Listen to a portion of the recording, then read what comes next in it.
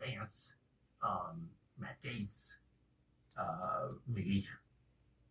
But you've attacked all of those people. Yeah. Why would you, and almost Joe Kent, those strike me as someone who's really interested in this topic. I'm not that interested in the Jews, but I'm very interested in the foreign policy question.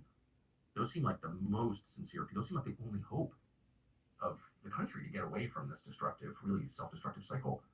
Why attack them? Well, in short, they attacked me first. Yeah, but like, who cares? Well, let's take Joe Kent. I mean, you attack me constantly. Well, and I'm like, I don't really give a shit. I want to beat the guy. You attacked me first, too. No, but what I'm saying is I'm not whining about it. I'm just saying, like, so, you know what I mean? Well, I don't say so because, like, take Joe Kent, for instance.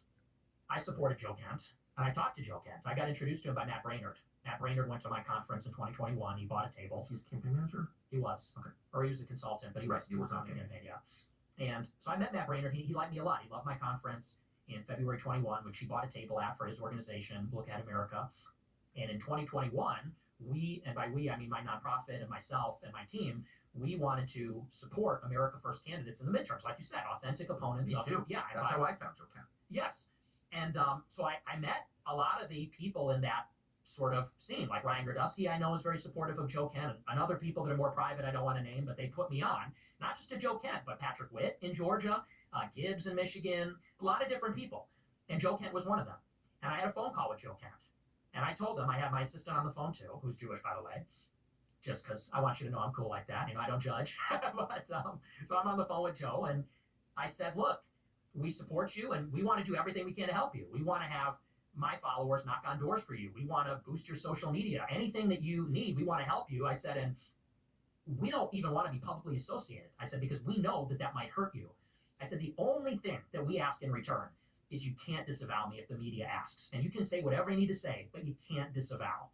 And he said, yeah, I totally agree with you, because if we start disavowing each other, then we're just going to eat each other alive and the left wins. We're in agreement. And a couple months later, Joe tweeted in support of me, because I had been banned on all social media. I was on the no-fly list. So he said something on Twitter like, you know, Nick Fuentes shouldn't be banned. He should not be censored.